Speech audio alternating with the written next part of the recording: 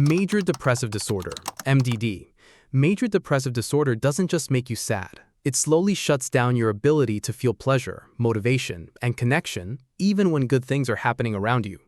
It can look confusing from the outside. Your life might seem fine.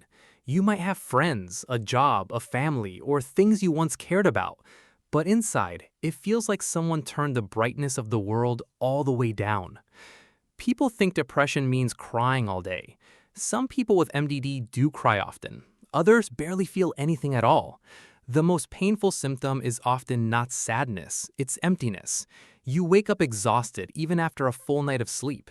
Food tastes flat. Movies, games, music, and hobbies that once excited you suddenly feel pointless. You stare at simple tasks for hours because even small decisions feel heavy. Part of the problem involves serotonin, a chemical messenger that helps regulate mood, motivation, and emotional balance. When these systems stop working properly, your brain struggles to create the feelings that normally make effort feel worthwhile. Friends text you when you leave the message unanswered, not because you don't care, but because every interaction feels like work. Some days, taking a shower feels harder than finishing a difficult project. The worst part is that your brain starts rewriting reality. It tells you that you've always felt this way, that you'll always feel this way, that nothing is worth trying because nothing will help.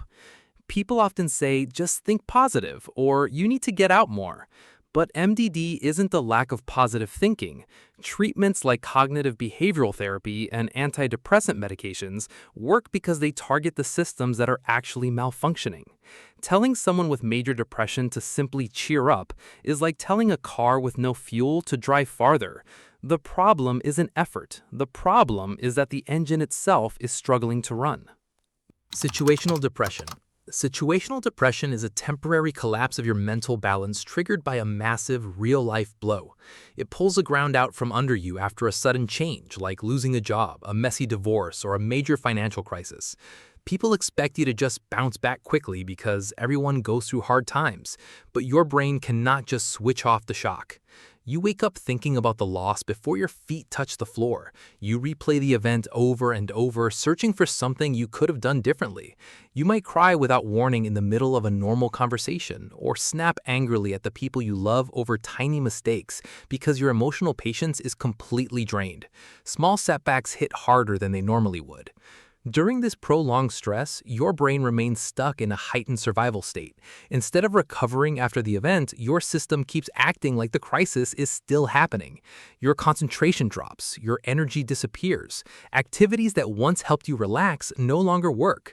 You feel entirely lost in your own routine, staring blankly at a future that no longer looks the way you planned. You know why you're hurting, yet knowing doesn't make the pain disappear. Friends often say, you just need time. Time helps many people recover, but when situational depression becomes severe, treatments such as cognitive behavioral therapy, grief counseling, or other forms of psychotherapy can help your brain process the event instead of remaining trapped inside it. You are not weak for failing to adapt overnight. Your mind is just struggling to redraw the map of a world that changed without your permission. Atypical depression. Atypical depression is a form of depression where your mood can temporarily improve when something good happens, making the condition look less serious than it actually is. That single detail causes a lot of confusion. People assume that if you can laugh at a joke, enjoy a good day, or get excited about positive news, you can't really be depressed. But atypical depression doesn't remove the ability to feel happiness completely. It makes that happiness fragile and short-lived. When a friend texts you or you get good news, you might laugh and feel perfectly fine for a few hours, but the moment the event ends, a massive physical weight returns. Your arms and legs literally feel like they are filled with lead, making it incredibly hard to move. You sleep for 12 or 14 hours a day, but you still wake up feeling completely exhausted. Your appetite skyrockets, and you constantly crave carbohydrates to try and force a quick chemical boost in your brain. It happens because your reward system isn't completely broken, but it is severely unstable and highly sensitive to rejection. You become terrified of any slight criticism, convinced that people secretly dislike you. You start avoiding situations where you might be judged because the emotional crash feels too costly. Friends often dismiss your struggle, saying, "You seemed so happy yesterday." But atypical depression is exhausting exactly because of that whiplash. Doctors often rely on specific medications and CBT to stabilize this extreme emotional roller coaster. Being able to smile sometimes doesn't mean you're not struggling. A broken leg doesn't stop hurting just because you had a good afternoon. Postpartum depression. Postpartum depression develops after childbirth, turning what people expect to be a joyful time into a period of exhaustion, guilt, and emotional pain that can feel impossible to explain. Many new parents experience mood swings and emotional ups and downs during the first days after giving birth, but postpartum depression is different. It lasts longer, hits harder, and can make daily life feel overwhelming. About 1 in 7 new mothers go through this. People think postpartum depression means a parent doesn't love their baby. In reality, many parents with postpartum depression care deeply about their child. You look at your baby and might feel a scary sense of nothing at all, which instantly fills you with shame. You go through the motions of feeding and changing diapers, but you feel completely empty inside. Sudden waves of panic hit out of nowhere, making you believe you are a terrible mother or that something bad will happen to your child. You might sit in the dark crying while everyone else sleeps. The tiredness is deep in your bones, but when you finally get a chance to close your eyes, your mind stays wired and anxious. It happens because physical reaction to the sudden drop in hormones like estrogen right after birth, which affects brain systems involved in mood, stress regulation, and emotional stability. Family members often brush this off as normal baby blues and tell you to cherish every moment, which only makes the guilt worse. But you can't simply push through a chemical drop with a positive attitude. That's why talk therapy and medicine are used to actually help balance the brain's chemistry again. Postpartum depression is not a sign that you're failing as a parent. It's a health condition happening during one of the biggest physical and emotional transitions a person can experience. Persistent Depressive Disorder, PDD. Persistent depressive disorder stretches a quiet, heavy sadness over years of your life until you forget what being happy actually feels like. People think depression is supposed to feel dramatic. They imagine someone who suddenly can't function. But PDD often works differently. Instead of knocking you down, it slowly convinces you that this is just who you are. You still go to work and attend classes. You still answer messages and pay bills. From the outside, everything looks normal, but you only function just enough to survive. You go to a party and smile, but inside you feel completely disconnected from the room. You rarely feel excited about anything. It happens because the brain's mood circuits get stuck on a very low setting. Your brain gives you just enough energy to get out of bed and do your chores, but never enough to let you feel actual joy. Good news give you a brief lift, then the feeling fades quickly. You can't remember the last time you felt genuinely enthusiastic about the future. People describe you as quiet, serious, or low energy because they've never seen the version of you that existed before the depression settled in. Eventually, you stop comparing your mood to how other people feel because you've forgotten what normal feels like yourself. Around 3% of adults will face this drawn-out condition, which must last for at least 2 years to even be diagnosed, and many people live with it far longer before realizing something is wrong. Talk therapy combined with long-term medicine is used to slowly wake those mood circuits back up. PDD does not announce itself with a loud crash. It is a quiet thief that steals the color out of living over years. Substance-Induced Depression. Substance-induced depression is a form of depression caused or worsened by alcohol, drugs, medications, or withdrawal from them, creating emotional symptoms that can look almost identical to other depressive disorders. The confusing part is that the substance often seems helpful at first. Alcohol or certain drugs may temporarily boost mood or energy. Some medications can affect brain chemistry in unexpected ways, but over time, the emotional cost can become much larger than the temporary relief. You stop enjoying activities that once felt rewarding. Motivation disappears. The world suddenly feels aggressively dull and scary. A beautiful sunny day, a favorite meal, or a joke that used to make you laugh now makes you feel absolutely nothing. Nearly 40% of people who struggle with addiction will face this intense low. Because you flooded your system with massive artificial highs, your brain tries to protect itself by shutting down its own happiness receptors. Once the drugs leave your blood, your brain is left completely empty, unable to make its own feel-good chemicals. Your mood crashes for reasons you can't explain. You feel emotionally numb one day and deeply hopeless the next. Sometimes you convince yourself that the substance is the only thing making life bearable, even as it keeps making the depression worse. The cycle becomes difficult to see because the thing causing some of the pain is also being used to escape the pain. People often say, just stop using it. But recovery is usually more complicated than removing a single behavior. Treatment may involve supervised withdrawal, therapy, medication adjustments, or addiction treatment programs, depending on the cause. The important question is not just what you're feeling, it's whether something you're putting into your body is helping create those feelings in the first place. Complex PTSD with depression. Complex PTSD with depression develops after long-term trauma, where repeated experiences of fear, control, neglect, or abuse leave lasting emotional wounds that often grow into chronic depression. Affecting up to 8% of the global population, it usually stems from long-term situations like childhood abuse or domestic violence.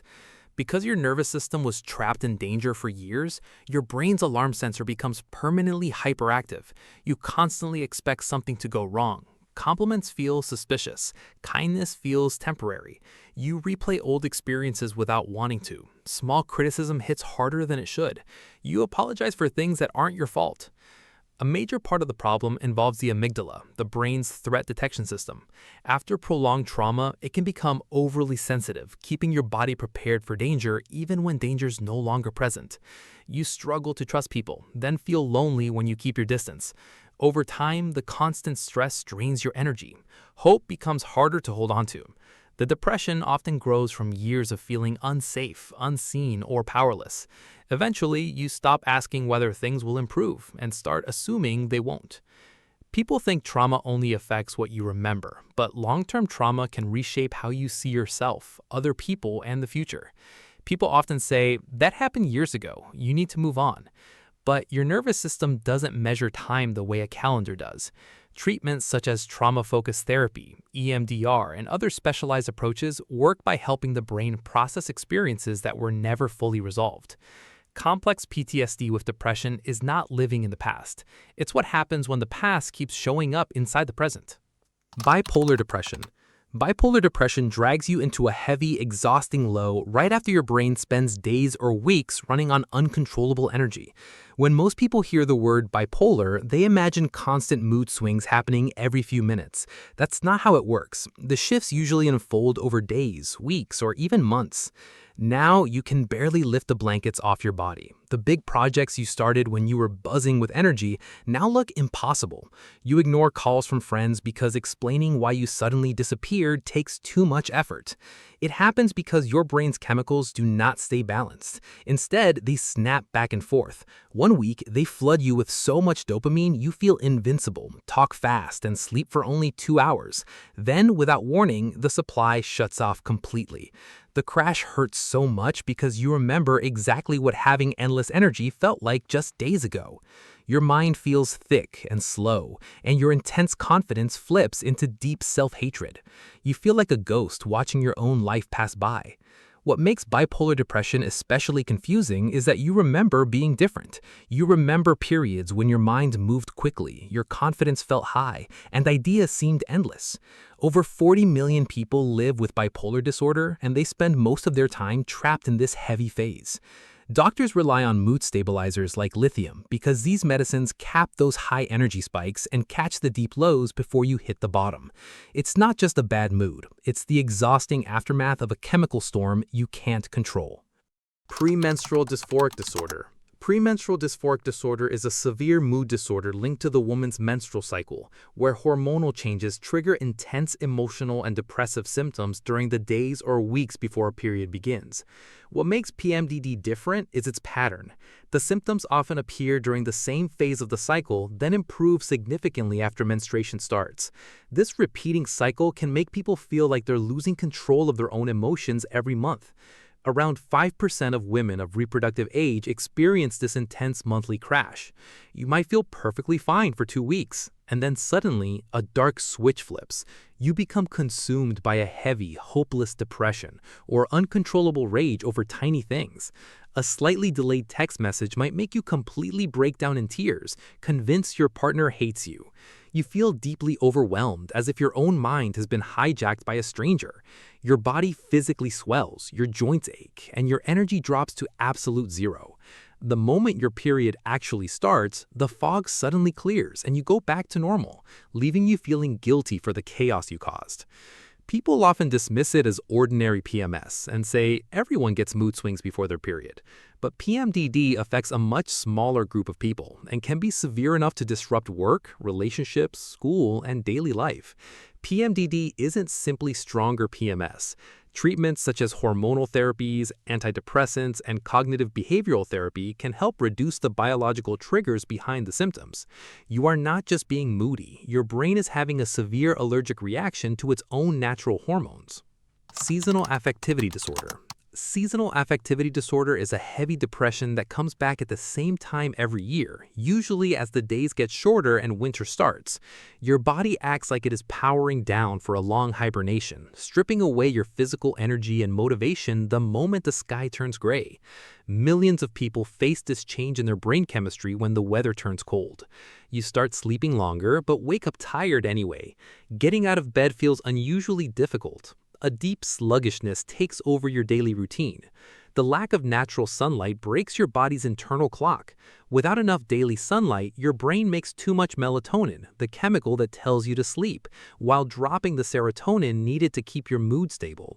You crave heavy foods, and the simple effort of putting on a coat to go outside feels too hard to manage.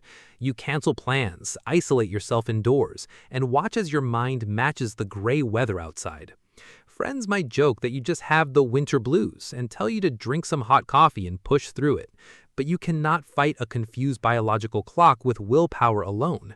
That is why doctors use light therapy, having you sit in front of special bright lamps that artificially mimic the sun to trick your brain into stopping the sleep chemicals.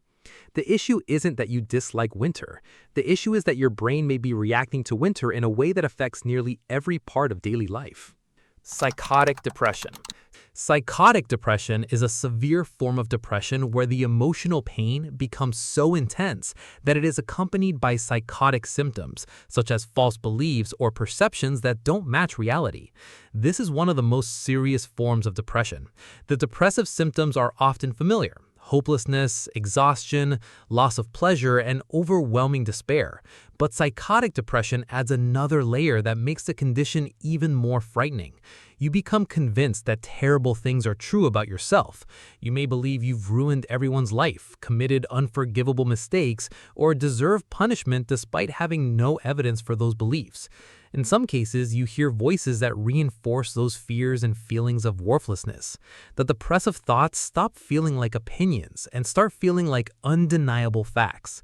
It happens because the intense stress of the depression causes a massive spike in cortisol, which severely disrupts the brain pathways responsible for telling fact from fiction. You become convinced that a terrible disease is destroying your body, even when doctors show you that you are physically fine. Every negative belief gains the weight of certainty. The disorder traps you in a reality where hopelessness seems completely logical because your brain keeps presenting false information as truth. People sometimes respond with fear because they don't understand what's happening, but psychotic depression is a medical condition that often responds to treatment, including antidepressants, antipsychotic medications, and other specialized interventions. You are not losing your mind permanently. Your brain is just under so much stress that its alarm system temporarily broke reality. Depression is not a personality flaw, a bad mood, or a lack of mental toughness. As we just covered, it is a physical, chemical, and structural change in how your brain functions. Every single type of depression has a logical cause. It comes from genetics, environment, trauma, or a physical malfunction in your biology. You cannot just snap out of a medical condition. It requires real treatment, therapy, and time.